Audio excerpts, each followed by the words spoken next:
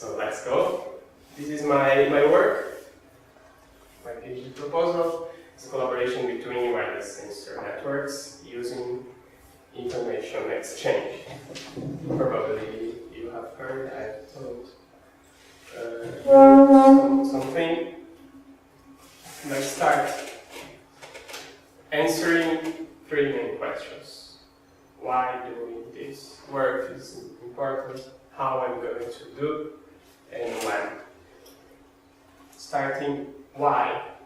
Some motivation for this work. Before the motivation, I will start with a history of the clownfish. Do you know clownfish, the Nemo? Basically, they can live in the sea alone, but their life expectancy is between 3 and 5 years if they live alone, which is not bad. I don't know. It's not very good. But there is something called symbiosis. Then they can live together with anemones. So together they can build a nice relationship, and they can do more. In this case, their life expectancy increase from 6 to 10 years. That's what we call synergy. So alone, they can do something. Together, they can produce much more powerful results or much more meaningful results. Let's go back to the sensors. That's what we want to do. We have sensors that basically they can do some work together. We know that usually we build networks for these sensors so we can cover some area. But it's more important to think that we have a kind of ecosystem. So there are many networks placed together, and maybe we can build some collaboration between them, even if they have different species. Just going back to the comparison to Nemo. I'll give you some examples.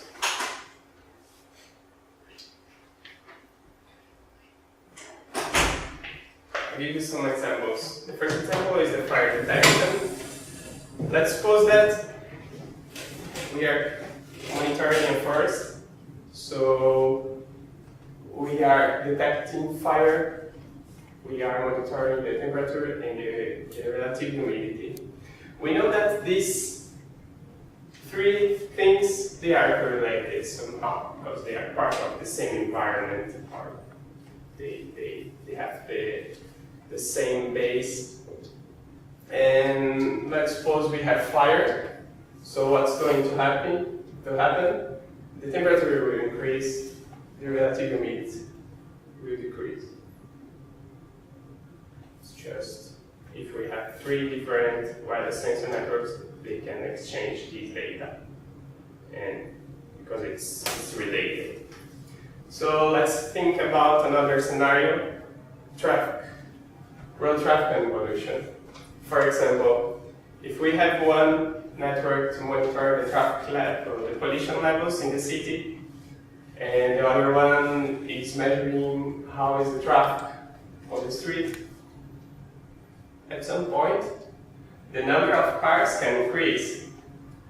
So what means maybe we have a traffic jam or some high number of cars stopped, they will produce more pollution, and this will affect the other measurements. The pollution may increase because of this. This is different from the other because the high level of pollution doesn't mean that some cars will appear. No. So it's just one way, basically. There are many other scenarios I won't discuss here, but we can list other possibilities. Of course, there are some challenges. The first challenge is that these these networks, they weren't built to work together. So they may have different owners. One guy may own the network of fire detection, the other one may own the temperature monitoring. And basically, they weren't built for this collaboration that we are planning. They may not send frequent reports. This is another issue. Maybe they send some report combining data from the past 5 hours. Maybe they send every 30 seconds fresh measurements. We don't know. This is the first challenge. Second challenge is the fine line between predict events and detect events. It's very maybe confusing if you think that you want to detect what's happening now, if you want to predict what's going to happen next. So we are going to predict, we are not going to detect. So we have to use the data from now to infer what's going to happen next. The third challenge is increasing the wireless sensor's lifetime. If we think, okay, let's avoid energy wasting, we turn off all the nodes. We have battery for all life. It's not very smart. We have to think about, for example, we may not lose the coverage of the network. We have to think that at some point, for example, if we are detecting fire, we may have fire on everywhere, so we have to check every interval. And the last one is to create a self-managing architecture. This means that we want to keep the humans out of the loop. It may work better if a person that has knowledge about the environment goes there and puts some more information, some knowledge, but this architecture should work without this. Okay? So we don't expect this integration. So now I answered why I'm going to do this. Now let's start how to do this. As I told you before, we have more or less this scenario with multiple wireless sensor networks in more or less in the same area. More or less in the same area because they may cover different parts. For example, the network B covers the whole area, the network A covers this part, and the network C this part, but their measurements are somehow correlated. Our architecture includes a new type of node called against gateway. So they receive this data and they exchange this data. So they can build an intelligence and exchange with their neighbors. There are some existing work about architectures and collaboration. The ambient networks, basically, they put two or more wireless sensors to work together. So for a user that's outside of the network, it looks like one single network. The problem with this architecture is that it doesn't share knowledge, it shares resources, which is not our specific case. There are observer networks. Observer networks, they are shared in 3 layers. The first layer is the sensors. So they are responsible for getting the data from the environment. The second layer are the services. So they filter, they do some validation of the data. And the third level is the application, which is responsible for detecting events.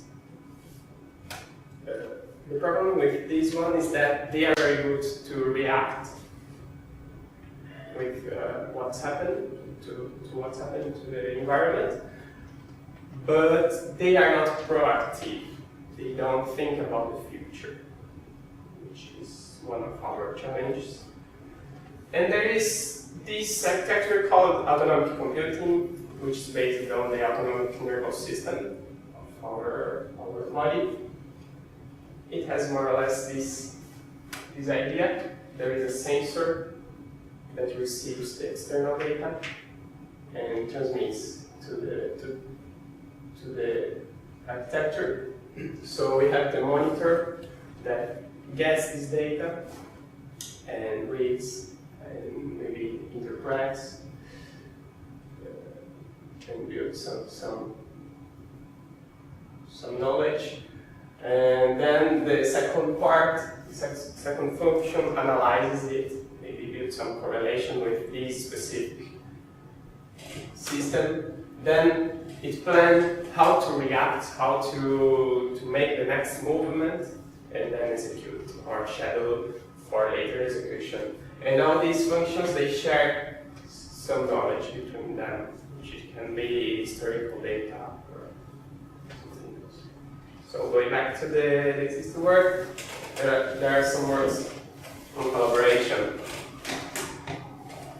Just thinking about internal communication, they can self-organize. For example, they can change the topology inside the wireless sensor network, so they can transmit a message with less hops than a normal network.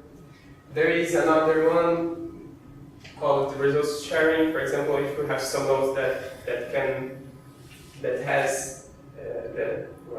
maybe they have some more powerful microcontrollers, they can process more data.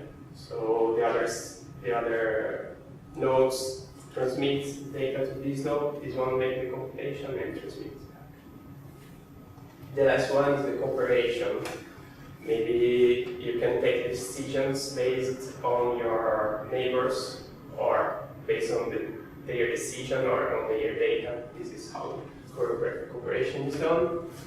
We can export information from wireless sensor network. For example, if we deploy a network in the building, just to track if there is somebody there, booker.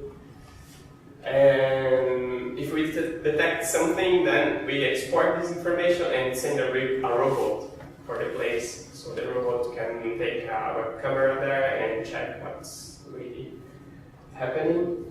So in the upper layer, we have collaboration between wireless sensor networks, which has no work so far.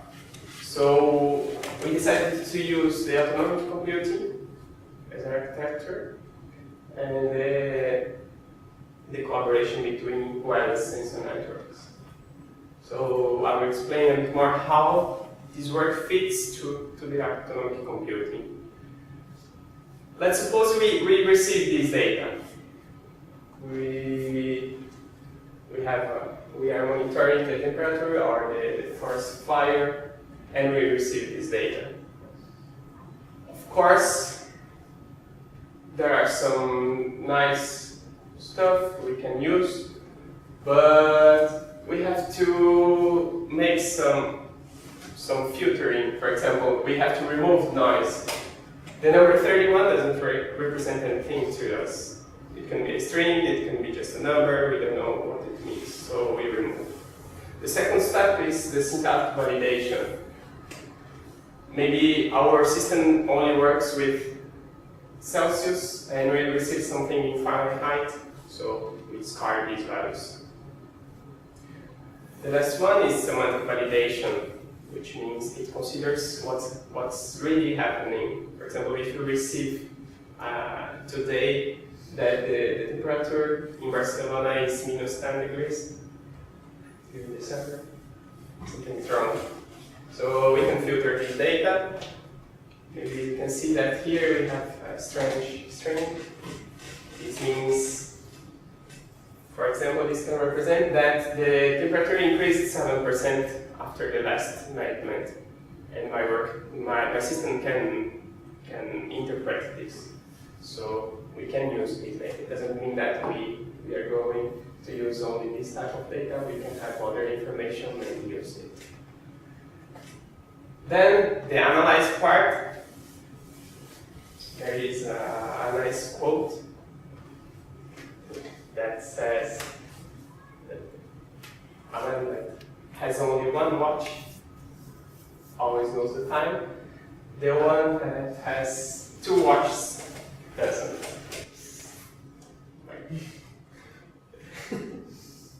It's important because if we have only one source of knowledge, we know, we trust on it. But when we receive some other data, we don't know exactly if we can trust on it or no. So we have to, for example, if you have a watch and now it's 10, okay, it's 10.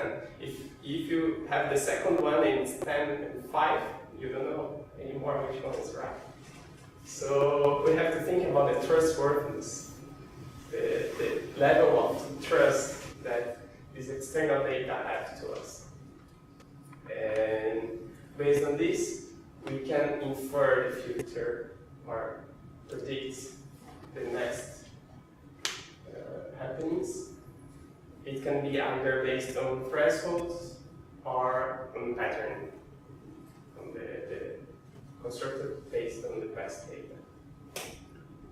The third part is the plan. As I told you before, we can just turn off all the nodes, which is not very smart. We have to think about the quality of the measurements. And the quality of the measurements depends on the network requirements. For example, if we have an event-driven network and we are checking if there is fire, if at some point it detects fire, we may not have delay. We have to receive this information as fast as possible. Okay, so this is one of the requirements. More or less the same requirement we have for query-driven. For example, if we want to update the network, usually we want to do it fast and without stopping the other operations. There is also continuous transmissions. For example, if we are monitoring the temperature, it's always sending data. So maybe in this case we may have some delay between one and the other report, but the data throughput is higher than the others, for example. So, and we have hybrid networks. So we have to think about this in order to measure the scale, the quality of the measurements, and build a plan. And it's important as well when the plan changes, because maybe the new plan has a cost, and the old one also has a cost, and maybe if I change now, the cost for changing doesn't work. So I have to wait for 5 minutes, then I can apply. Or for example, if I receive some data predicting that, and I can predict that tomorrow is going to be colder, so I can build a plan for tomorrow and we schedule this plan. Okay, so we have to think about this. Now, the contributions of this work. The first contribution is that we are going to build a new paradigm of collaboration. And inside this paradigm, we have the data mining that can be split in data filtering and data correlation. And the quality of the measurements, as I told you before, we are going to build some metrics for scale the quality of the measurements and the plans that we are going to build. I've done some tests, some simulations on that. This is a scenario. I got some data from the university. They put 54 nodes inside the room, measuring temperature, humidity, and other data. I selected one, and used this data to be as real as possible. So I used temperature and relative humidity. So coming back to the scenario I explained to you before, with three wireless sensor networks placed more or less in the same place. Just to keep it simpler, I removed the one network, just two, and so the goal is share information and make and improve both operations. As is just the first test, I removed some nodes from this one, so the collaboration will affect only the network B. Then the scenario has more or less this phase. What does the enhanced gateway does? It checks if the environment is changing. If it is not changing, it puts a plan that doesn't consume too much energy and start the timer again. If the environment is changing, then we put our effort to get more detailed information from it, and then start the timer again. Let's see what means plants with high load and low load. Basically, there are two types of tests. One of them changing the number of active nodes, and the second one changing the interval between transmissions. For example, in this plan, I have 40 nodes, and half of them are turned off. So the black ones are turned off. This is one plan. But if we use only these plans, the nodes that are turned off can live for all the time, but it's not good because the others will start at some point. So we have the other plan. That's basically switch the nodes. And the third plan, which is has higher consumption, has all the nodes turned on. Then the results for the tests using only 40 nodes are these.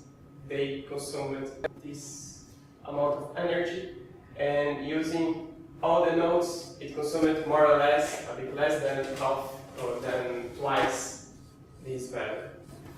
It's expected. If we think a bit, it's normal. And we have this scenario when the collaboration really works. So it reacts when the environment is changing. And the difference here is this one. So we saved this amount of energy, around 1/4. But you can see that this difference is what we paid for the quality of the measurements. So we have higher quality. We have to pay for it. The second plan changed the interval between transmissions. So it can be either 3 minutes or 30 seconds. This is important. I only consider it the energy consumed by the sensors, not by the radio transmitters. So here we transmitted every 3 minutes, here every 30 seconds. Okay, it's normal, more than twice as the smaller amount, and this is with our collaboration. It's reacting to the environment. The same idea, we saved this amount of energy, almost half, and we paid this amount for the quality of the measurements. So with this, we can infer that the work is feasible. So I hope I answered how I'm going to do this, and now when. Now I'm finishing a paper with these results for the next week. Then the next step is I'm going to use other types of networks. So far I used only continuous data transmissions. I'm going to include the event-driven, priority-driven, other requirements, and so. So the next 2 months will be done working. I will work on this. Then I will work on the analyze part, because so far this approach is very native, let's say. So I'm going to work in the analyze part, data mining, then the quality of the measurements. And at this point, we know which kind of data we will need. So we can go back and make the validation and the filtering and just use the meaningful data, and at the end we work on the schedule part. After this, I'm going to do the simulations for the complete work. And also we have this simulation done, we have to think about how to interconnect the ES indicators. So think about the architecture outside the wireless sensor networks and build a real test bed. 5 months, and at the end, the thesis publication, which is going to be a new publication basically, and that's it. I hope I answered why, how, and when in 26 minutes. And feel free to have chocolates or each question. I told them that for each question I give a chocolate. Okay, so let's start. I have a question. It's a very nice idea, and I was very curious about what are you going to correlate, how are you going to correlate it, and what are you going to use? Mostly part of the how, because I've heard of other attempts of doing this correlation, and I know that the data is not easily available, especially if you wanted to make it local. So, are you planning to do in a specific scenario to analyze and correlate specific data, or are you planning to make an infrastructure for a generic data correlation analysis for wireless sensor networks? And if so, how are you going to manage these different correlations that comes from correlating different things like pollution and car traffic might be one, but I'm not sure if you can do another things with the available data that's out there. What are your plans, your specific plans? Yeah, the idea is to build a generic architecture. But of course we have to start with something specific. Then the first scenario of fire detection is the main one, let's say. So I'm going to start with this one and try to make generic plans. And well, if we think about the value of that we receive, let's say, the data, we should use some threshold. For example, just going back to the scenario, if the temperature, the relative humidity 10%, we active another plan. But the idea is, the other possibility is using pattern matching. So based on the past data, we can build a pattern, and every time that this pattern happens, we know how to answer, to respond to it. So with this, if we can manage to build a pattern, or patterns in general, the architecture will be more generic.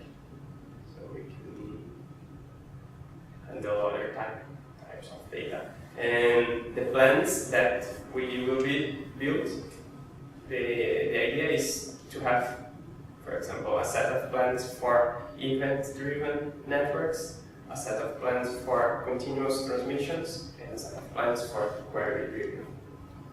So we are going to think about the types of the networks, but not exactly on what they are measuring. It's okay, take a minute.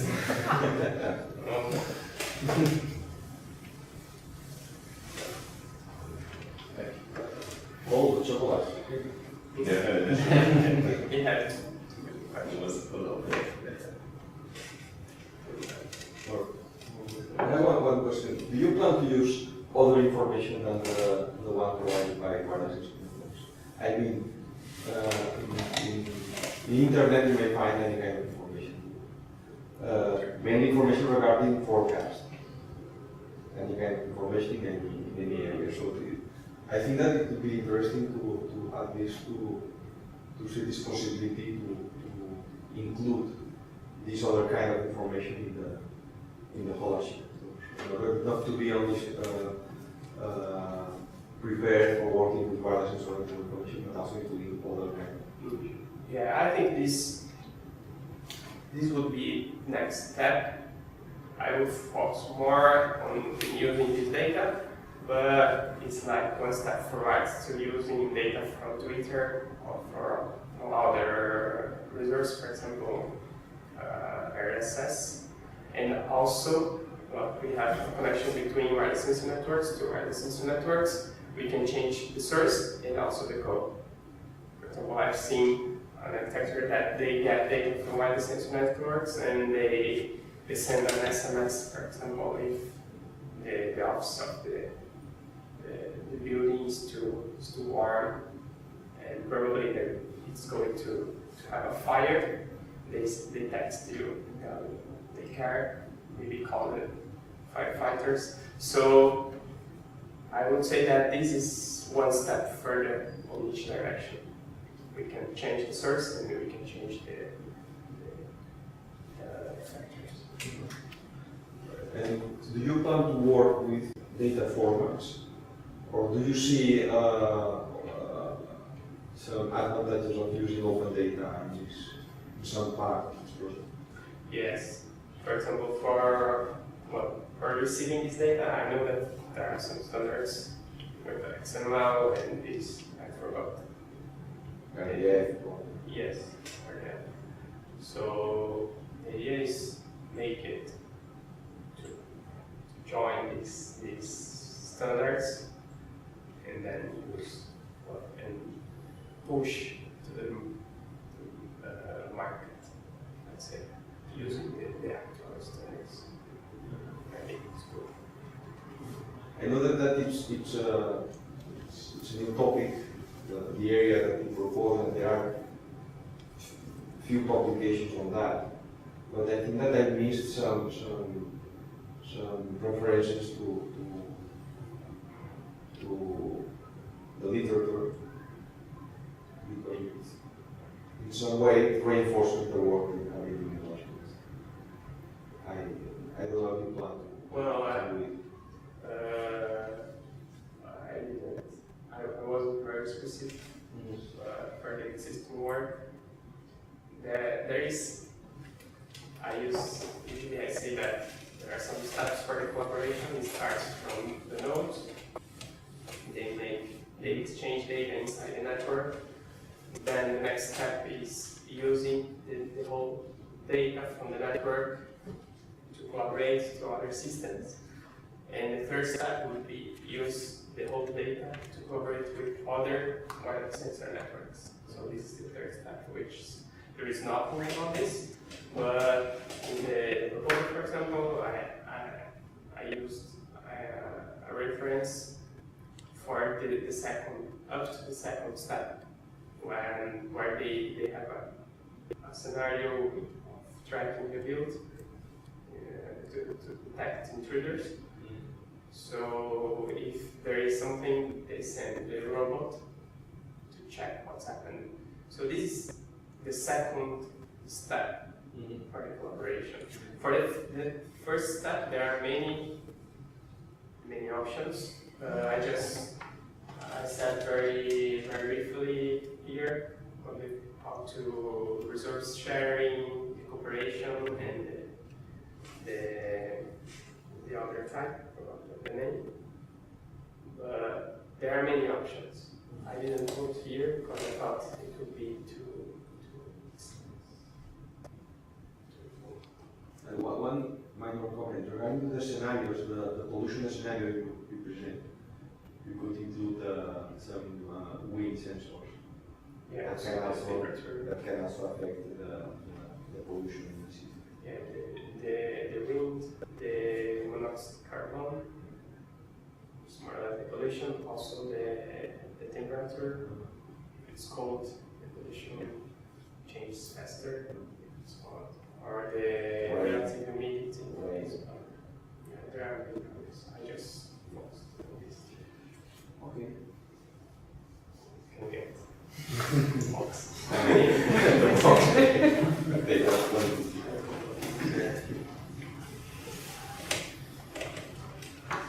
So, one quick question.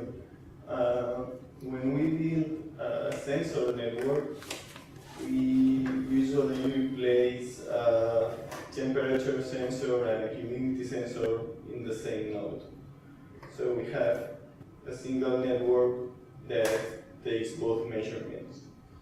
What's the benefit of having two separate overlapping networks, one for measure temperature and one for measure humidity? I didn't understand the last question. Oh, there was only one question. No, the last part. What's the benefit of having two overlapping networks, one for temperature and one for humidity? There's no benefit. Because the goal here is to mix data from sources from different owners. So maybe we are tracking this forest.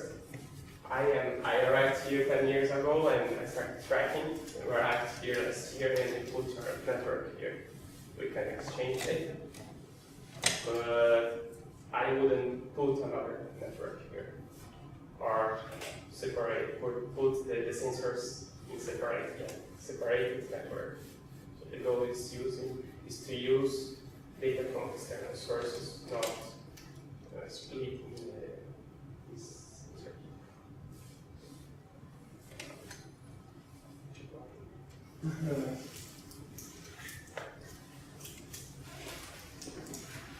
I don't have questions, there's a couple of comments on the presentation. Yeah, I wanted to break, so I tried to take something. Only one? Well, let's see. No, basically, when you described in the last part, in the first results, when you described the scenario, I could explain it a bit more. I mean, especially how the two networks behave and what's the data flow. I mean, the temperature sense network detects something and it sends the data. I mean, I will just make clearly these steps, just to clarify them. And in the plots, you say that you consume more energy than just turning off some nodes using this reactive scheme. But this is the price to achieve or to not have a loss on the quality of the measurement. But what is the quality of the measurement? Because if it's just the amount of data, you still have a loss compared to the case in which you have all the sensors active all the time. So what's the quality of the measurement? We have more data when the environment is changing. We keep the quality. So if the environment is changing, we have more detailed data. If the environment is not changing, we have less data, but on the other hand, we save the energy. So basically, it's a very simple approach to measure this.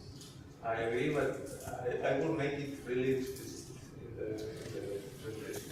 I mean, this comment, because it may be not obvious. Or we can go further and make it very clear and for the presentation on Monday, since the people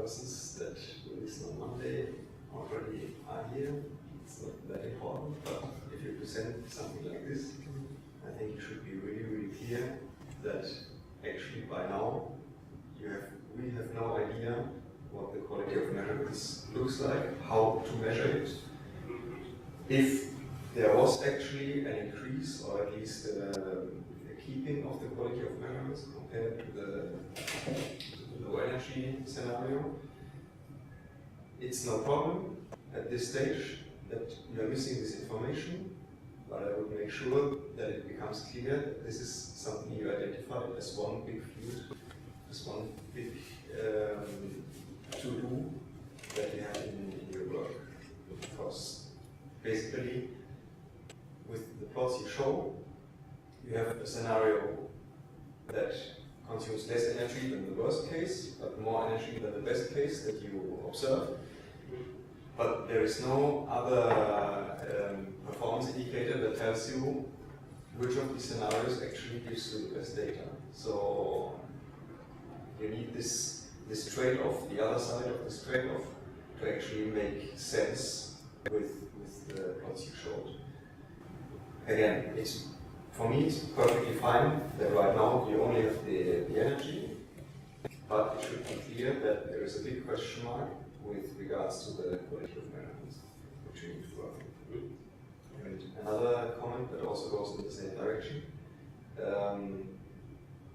when you switch from the goals that you have for the complete PhD work to the experiments you did now to get a feeling of whether it's useful or not to do this and whether it's actually viable work, then also say that the scenario that you present right now is not supposed to be complete or give a lot of insight into the workings of the system, but it's the first shot of just trying to see whether there's any potential benefit in this scenario or in investigating the scenario or not. So it's not a question.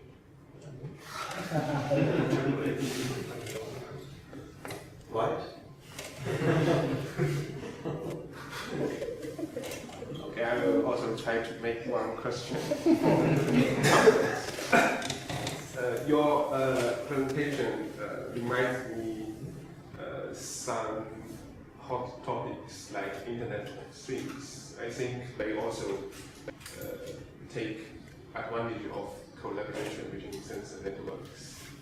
So my question is, do you try to find some reference or works from these fields, like smart city or smart homes, to benefit your work? Yeah, for smart cities, yes, I have. Well, there is one of the scenarios is smart roads. For example, if the weather is bad, if it's raining, maybe the traffic is going to increase, so we can actually take as well. And for smart cities, we can use this traffic pollution and traffic loads. For smart house, I haven't checked it, but I've heard about one work that they were trying to build patterns based on the human behavior inside the house. For example, if you always arrive at 6 from your work, you turn on this light, you go to the TV, you cook something, so you can plan, you can build a plan inside the house based on these patterns, on this behavior. I didn't use on these scenarios, but can be, I think it can be used as well. There is a small difference. I would say that for the Internet of Things, it would connect the wireless sensor networks in general to devices, not to other wireless sensor networks. Today, I don't see how to put one scenario inside the house.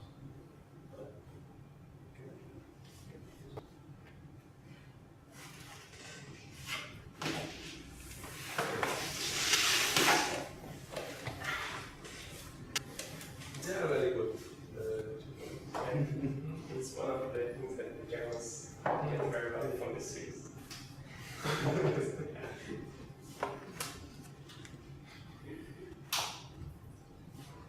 Okay.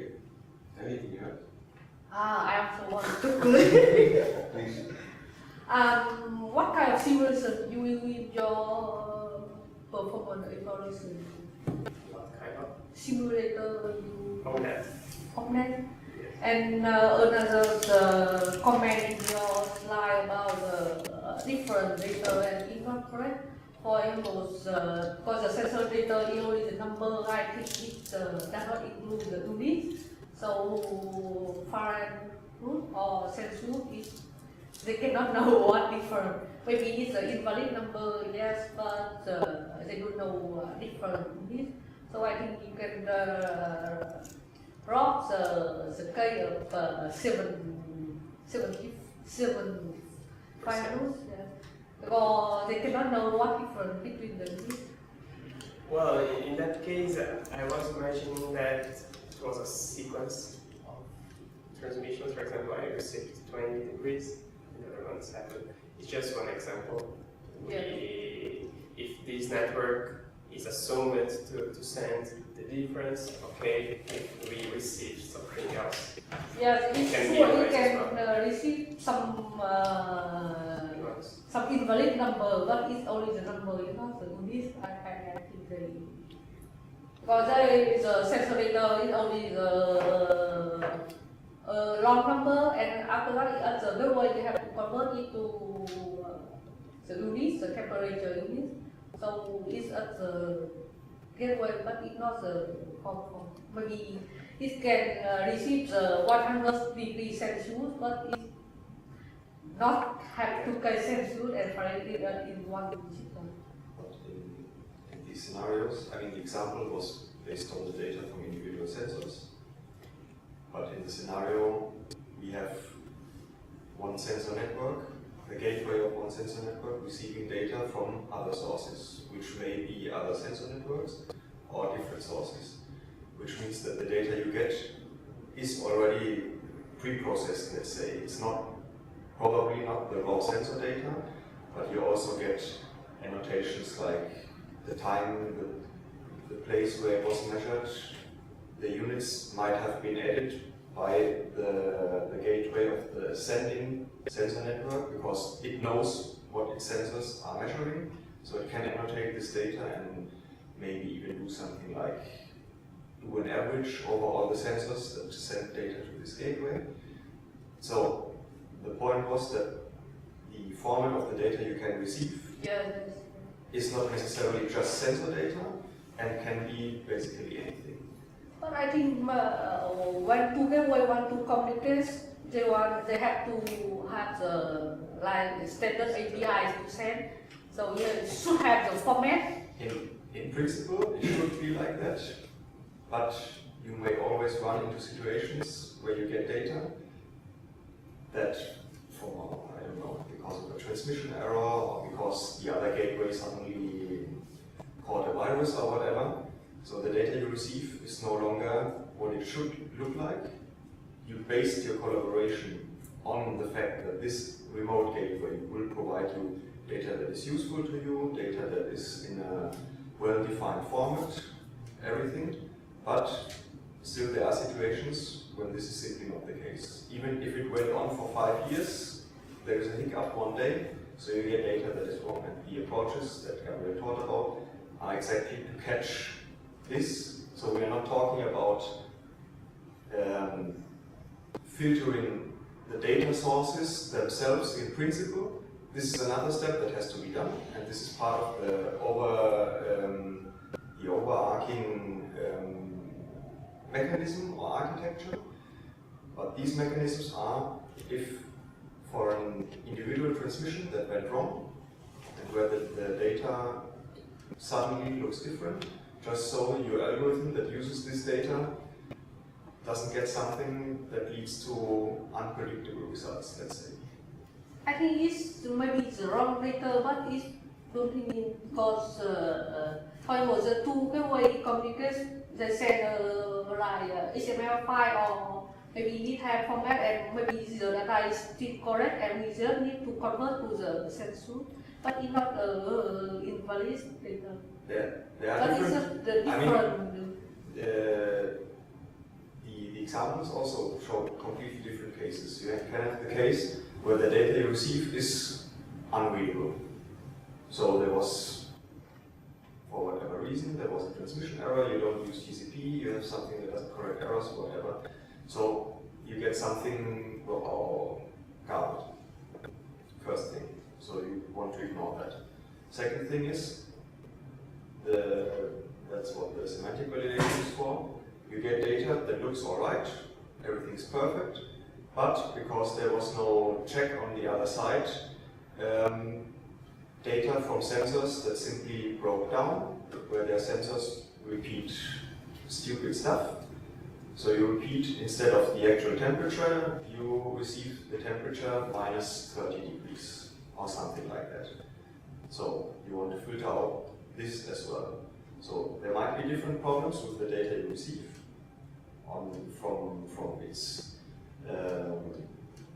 readability, over the syntax, over the semantics, and all of this should, in principle, be taken into account by the receiving side, because the principle, in our case, should always be that the local sensor network that we are trying to optimize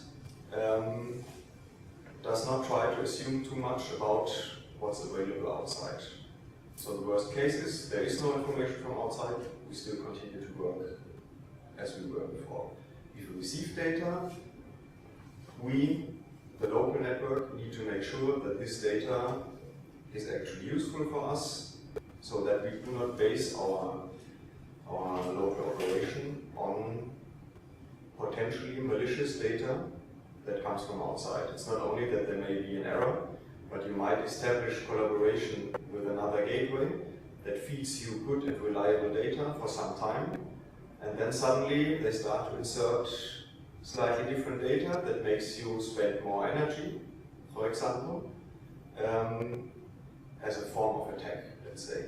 So I think we should have one question, the data is useful or not, because maybe you receive one information from other way, but maybe it can affect to your network, so I think we should have That's the point of Trustworthiness. the information you receive from other network is useful or not? Yes, we have to build this trustworthiness. For example, if we just start to receive receiving data from a new network, we may not trust too much. But if it always sends good data that matches to our data, then we start building a reputation. If it always sends bad data, we just ignore it. And you also need to consider the effect of the data to the performance of the current networks. Or maybe you receive the information, but maybe you can put more traffic to the current network. No, it won't use the current network itself. What do you mean exactly? I mean, because for there are two networks, so this network receives the information from other networks. First, maybe for example, it say current network have to increase sensing frequency. It means make the current network consume more energy. So Yes. I think you Well, how to evaluate if the effect of the your receive information from other network to the current network to the network. How to Because when you make make this question to answer, for example, now you collaborate the network you have to make the research question. What's the problem in your research have to answer? For example, the first question is have to validate the data. The second is evaluate the effect of the data to the network performance.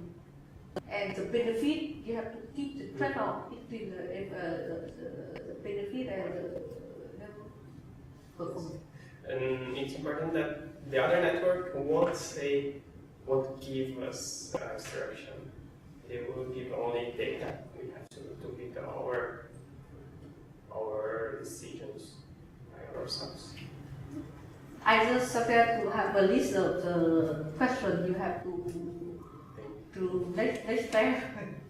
Okay, well, thanks. It's also interesting that for these tests that I used real data. The first 10-15 days, it's okay, I got data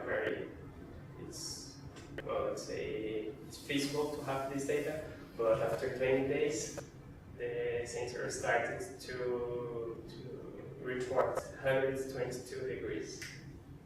So it's a good mass of tests. Maybe they have a barbecue. And food the sensor. Hopefully it says. Was it in Portugal? Because in Portugal there are so many fires. No, it's in Brussels.